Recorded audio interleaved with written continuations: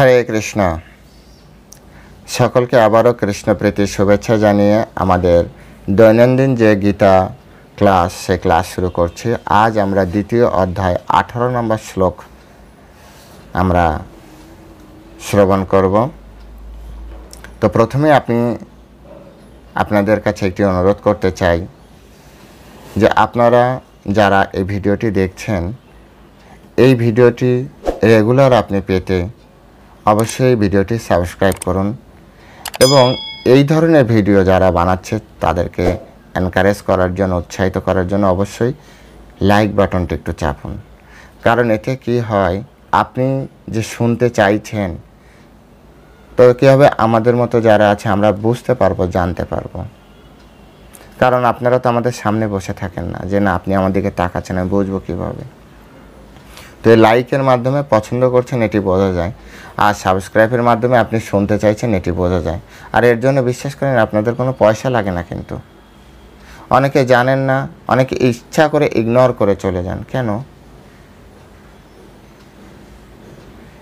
এই ধরনের কথা শোনা আমাদের কলিযুগের মানুষের জন্য অবশ্যই কর্তব্য। আপনারা শুনছেনও, আমি দেখছি এক একটা ভিডিও, আমি সবথেকে অজ্ঞানী ব্যক্তি, তারপরেও আপনারা এক একটা ভিডিও, বিশেষ করে গীতার ক্লাসগুলো 200, 250, 290 এরকম করে দেখছেন, অথচ সাবস্ক্রাইব করছেন না।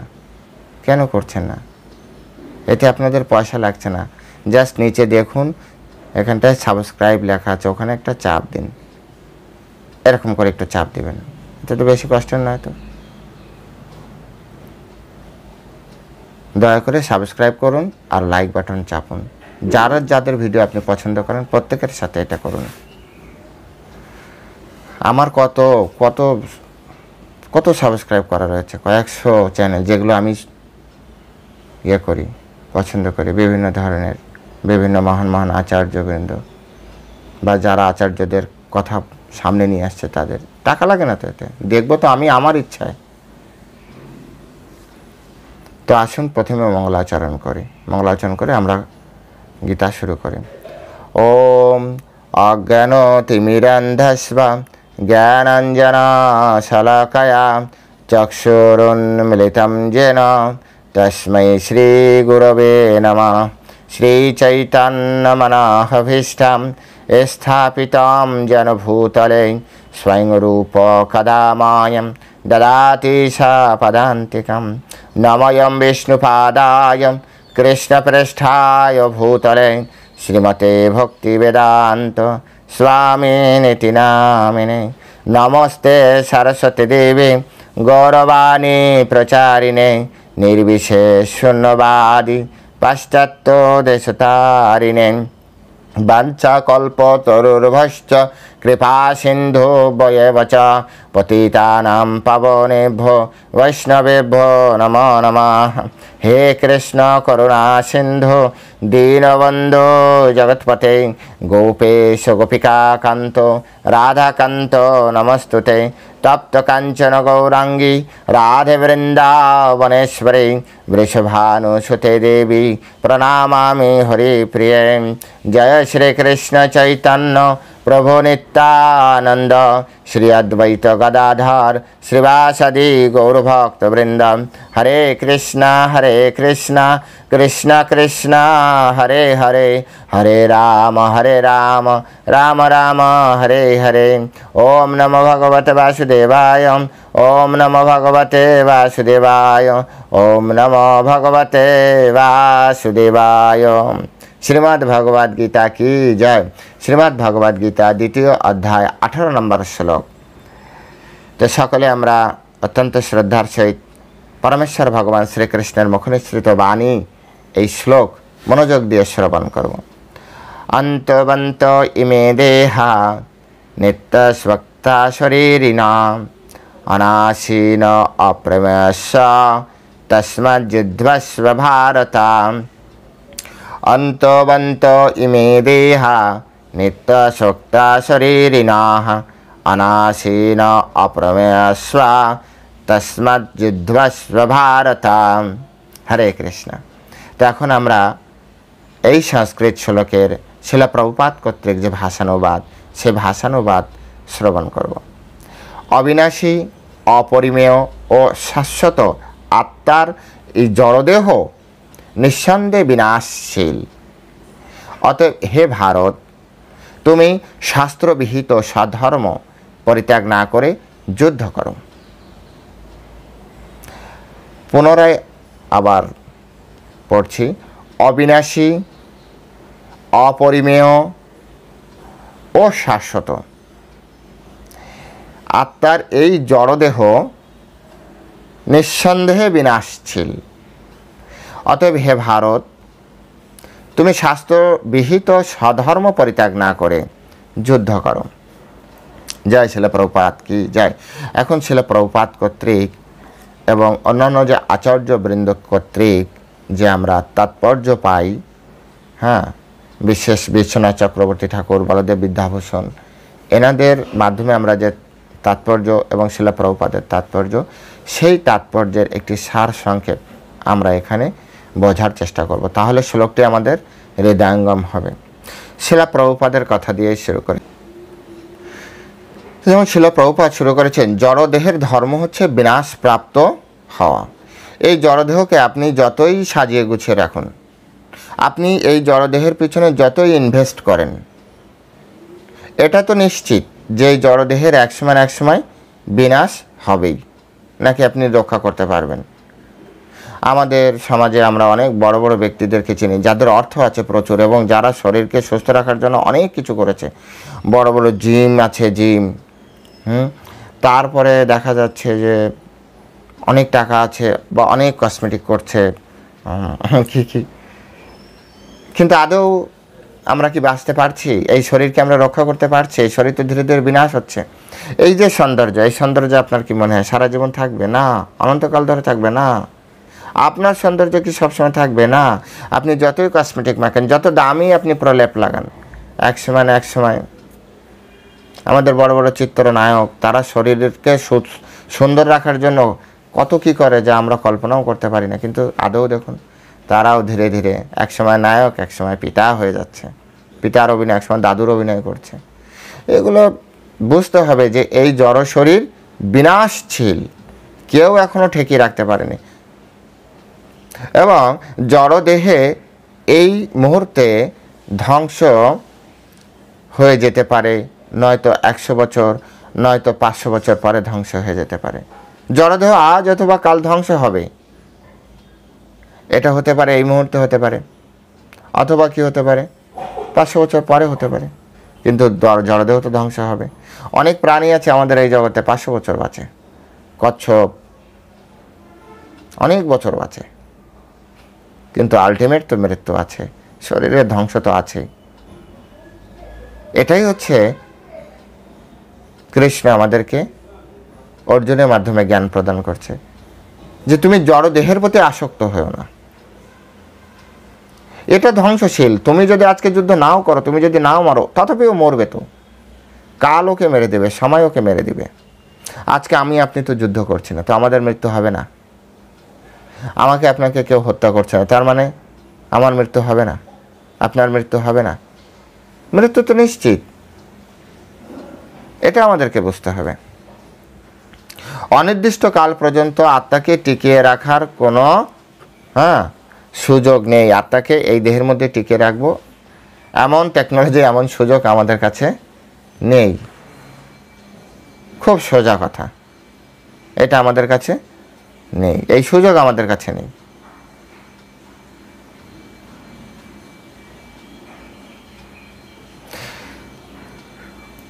তারপরে বলছে অনাসীন অপরিমেয়স্য, তার মানে হচ্ছে কি, কিন্তু আত্মা এত সূক্ষ্ম যে তাকে দেখাও যায় না।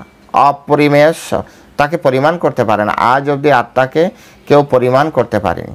অপরিমেয়স্য, দেখা যায় না, সুতরাং কোনো শত্রুই তাকে হত্যা করতে পারবে না। কত মজার লজিক। যে দেখো অর্জুন, তুমি ভাবছো তুমি পিতামহ ভীষ্মকে বা দ্রোণাচার্যকে বধ করবে, কিন্তু প্রকৃত যে জীব, প্রকৃত যে পিতামহ, প্রকৃত যে দ্রোণাচার্য, সে হচ্ছে আত্মা। আর আত্মাকে তো তুমি দেখতেই পারছো না, যাকে তুমি দেখতে পারছো না তাকে তুমি কিভাবে হত্যা করতে পারবে? প্রথমে আপনি কাউকে ধরুন আঘাত করতে গেলে তাকে তো আপনাকে প্রথমে নির্দিষ্ট করতে হবে, ট্রেস করতে হবে প্রথমে, তারপরে না আপনি তাকে আঘাত করার ব্যবস্থা করতে পারবেন। কিন্তু যদি আপনি তাকে দেখতে না পান, আপনি যদি তাকে বুঝতে না পারেন, তাহলে আপনি তাকে আঘাত করবেন কি করে? তো আত্মা হচ্ছে কি? আত্মা হচ্ছে অপরিমেয়, যাকে নির্দিষ্ট পরিমাণ করা যাচ্ছে না, কত সূক্ষ্ম। তো তুমি তো তাকে দেখতেই পাচ্ছ না, তুমি তাকে মারবে কি করে? দেখা যাচ্ছে আত্মা এখানটায় রয়েছে, তীর চলে গেছে, মরবে নাকি? মরবে না।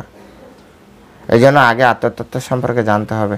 এই জন্য ভগবান প্রথমে আমাদেরকে আত্মতত্ত্ব সম্পর্কে জ্ঞান প্রদান করছেন।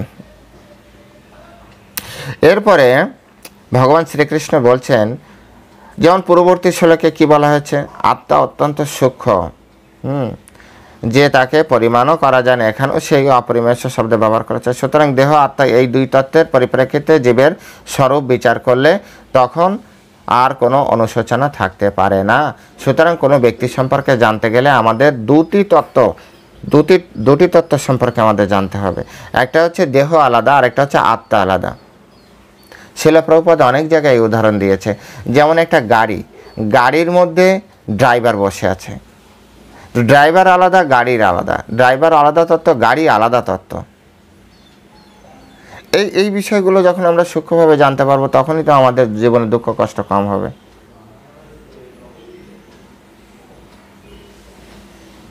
ড্রাইভার আলাদা, গাড়ি আলাদা।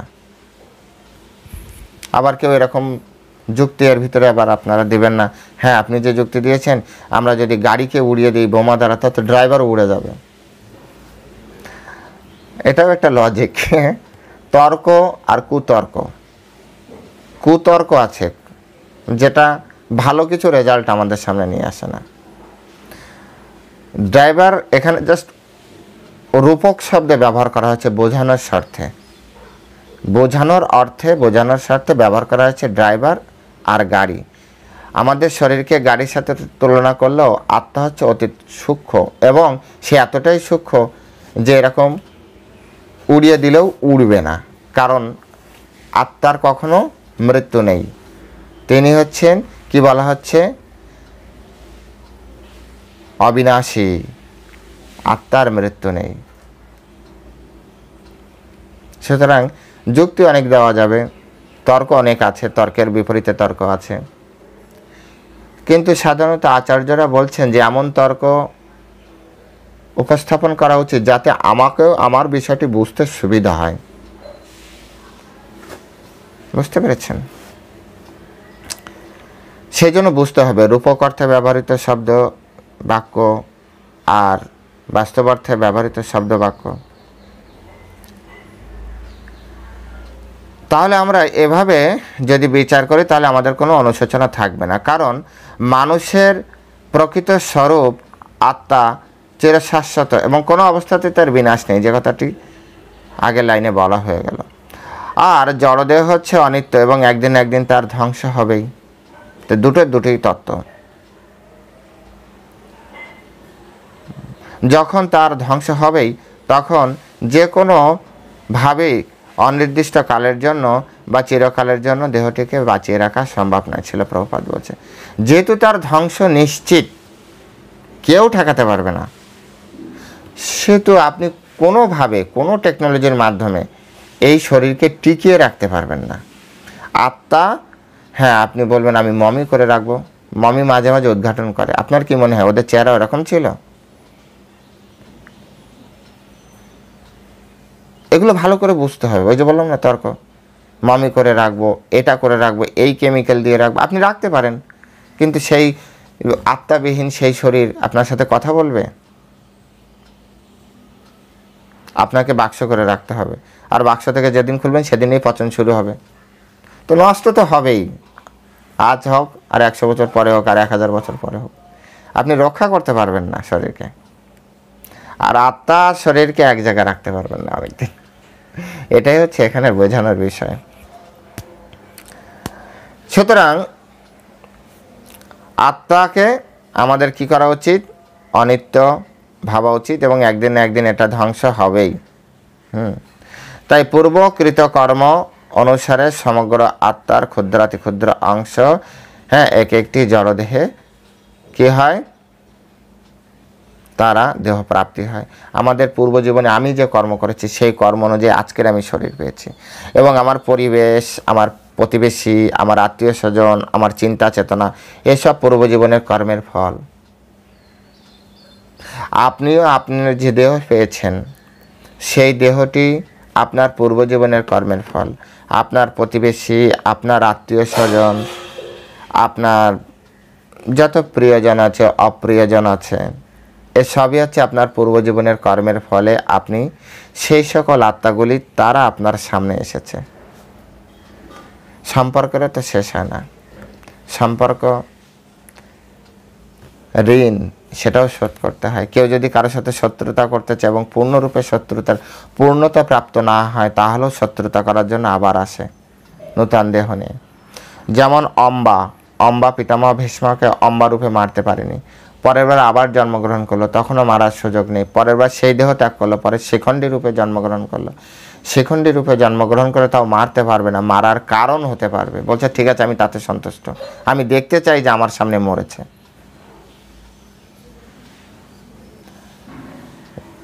তো চলতে থাকে, জানেন, এগুলো ঋণগুলো খুব সূক্ষ্ম বিচার। তো তাই কারোর সাথে ব্যবহার করতে গেলে আপনারা সেইভাবে ব্যবহার করা উচিত।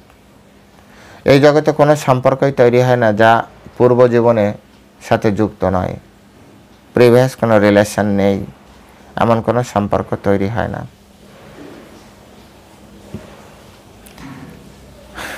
তো এক এক দেহে আমাদেরকে প্রাপ্তি হয়।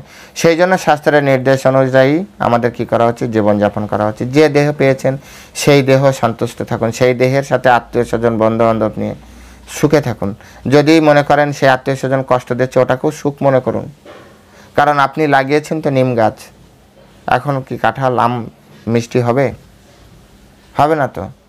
আপনি যখন রান্না করেছিলেন, রান্নাঘরে লঙ্কা বেশি দিয়েছেন, খাবারের সময় আপনি কি মিষ্টি হবে? ওটা তো ঝাল বেশি লাগবে, আপনাকে সহ্য করতে হবে। ঠিক তেমনি পূর্ব জীবনে আমরা যা করে এসেছি সেই অনুযায়ী তো পেয়েছি।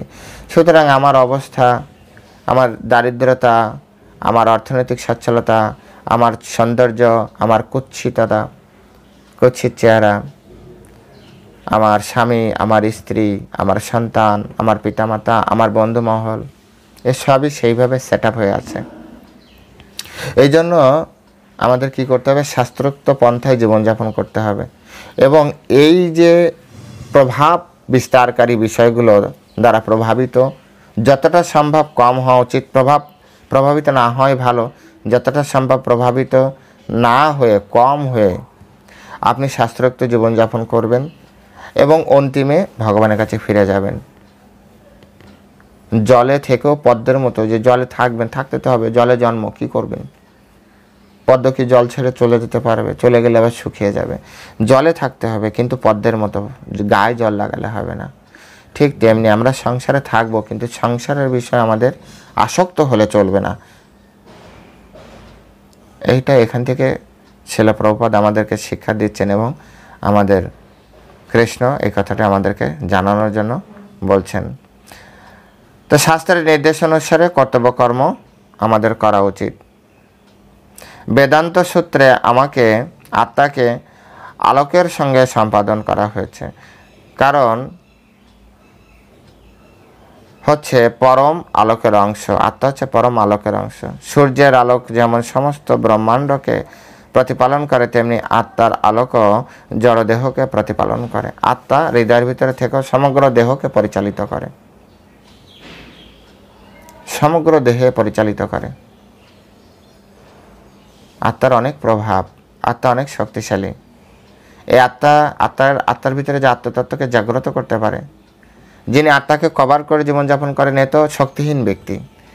কিন্তু যিনি আত্মাকে জাগ্রত করেন, আমাদের যে কুণ্ডলী চক্র আছে, এটা যোগ সাধনার। কেউ কেউ পারেন এই জগতে, এখনও আছেন, অনেক লোক আছে, পার্সেন্টেজ কম, কিন্তু অনেকেই আছেন। তারা যা ইচ্ছা তাই করতে পারে, অষ্টসিদ্ধি তাদের কাছে আছে। অতীত বর্তমান ভবিষ্যৎ সব কিছু বলে দিতে পারে, ছোট হতে পারে, বড় হতে পারে, মোহিত করে দিতে পারে মানুষকে, অনেক কিছু করতে পারে। তো আত্মার অনেক শক্তি, আত্মা অনেক শক্তিশালী। ভগবানের চিৎকার। আর সেই শক্তিশালী তত্ত্বই হচ্ছে আমরা, এটি আমার হাত, আমি নই, আমি যে সে হচ্ছে আত্মা। শিলা প্রভুপাদের অমরবাণী প্রায় বলে থাকি, you are not this body, you are spirit soul. আমরা শরীর নই, আমরা হচ্ছি আত্মা।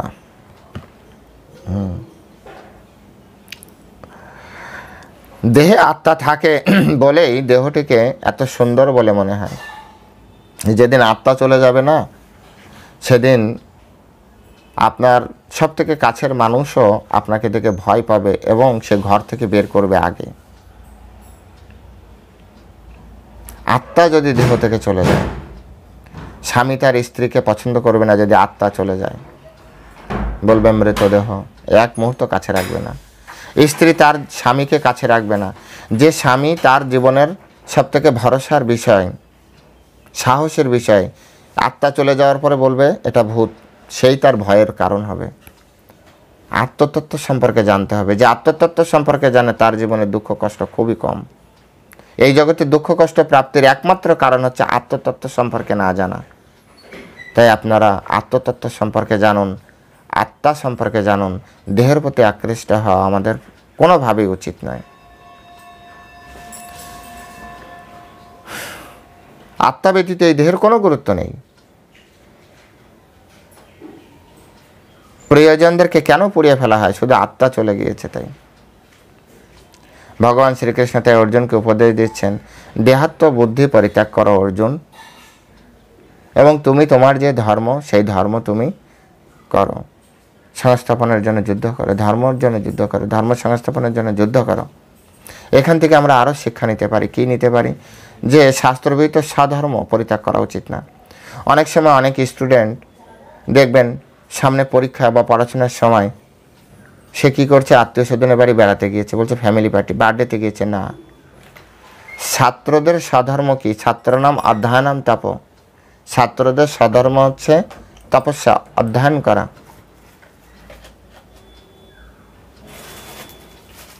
সে তার নিজের স্বধর্ম বাদ দিয়ে অন্যের ধর্ম করতে গিয়েছে।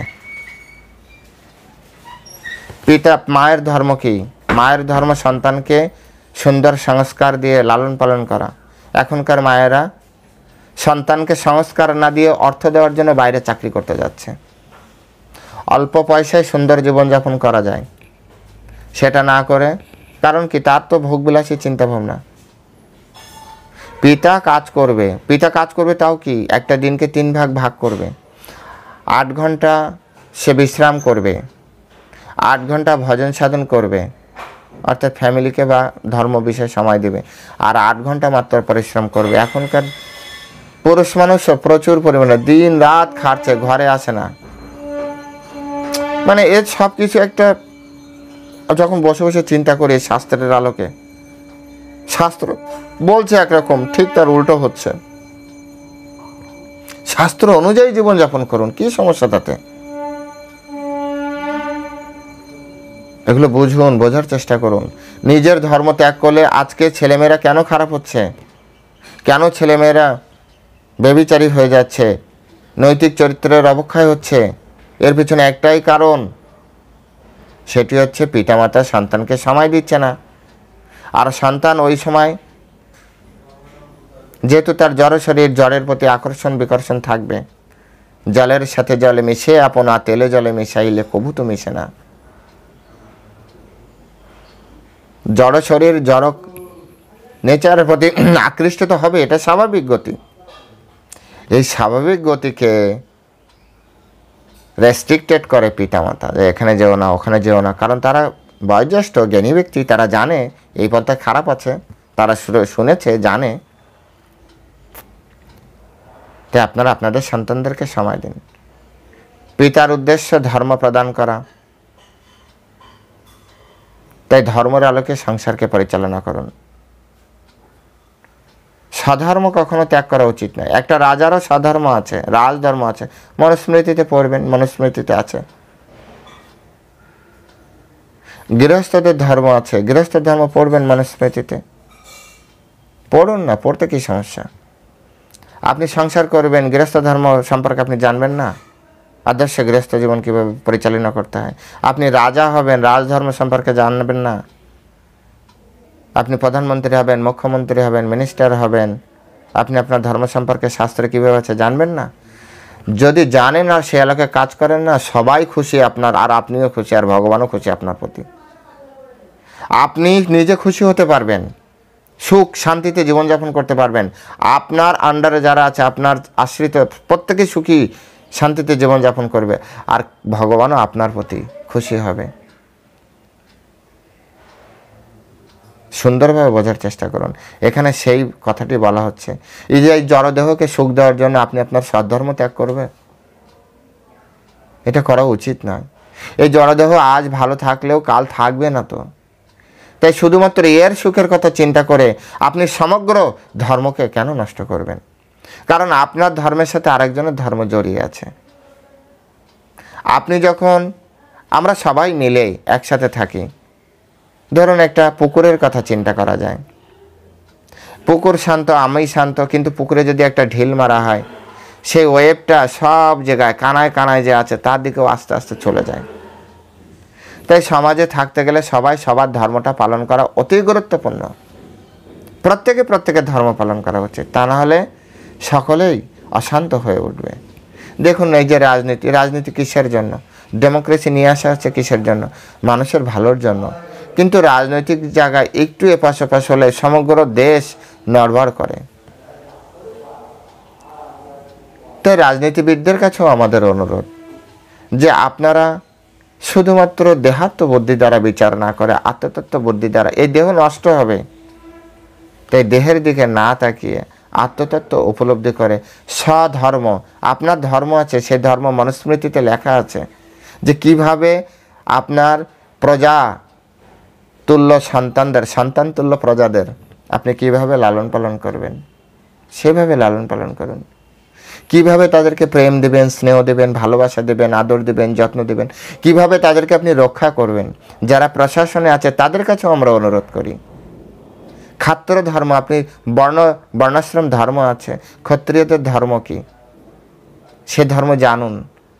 আপনার দ্বারা সবাই সুরক্ষিত থাকবে সুন্দরভাবে। সবথেকে বড় বিষয়, আপনি শান্তি পাবেন মনে মনে। আরও বড় বিষয় কি, ভগবান আপনার প্রতি প্রসন্ন থাকবে। তাই স্বধর্ম পালনের কথা বলা হচ্ছে এখানে। প্রত্যেকে শিক্ষকের স্বধর্ম আছে। শিক্ষক আজ বর্তমান সময় শিক্ষক অর্থ অর্থ অর্থ অর্থ করে শিক্ষাটাকেই নষ্ট করে দিয়েছে।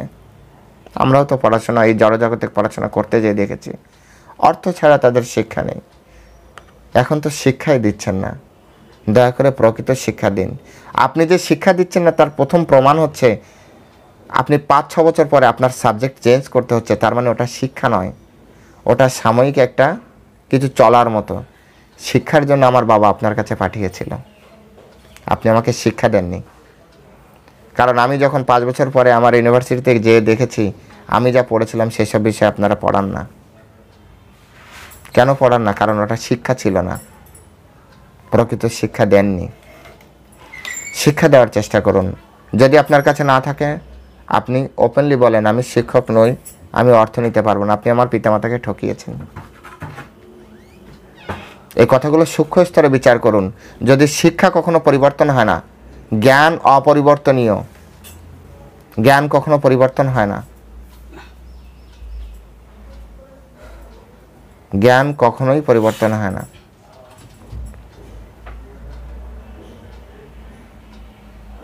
বলো তো, যেমন ছিল আগে, অনেক টেকনোলজি ছিল, অনেক উন্নত টেকনোলজি ছিল, সেগুলোকে আবার ফিরিয়ে নিয়ে আসার চেষ্টা করতে হবে।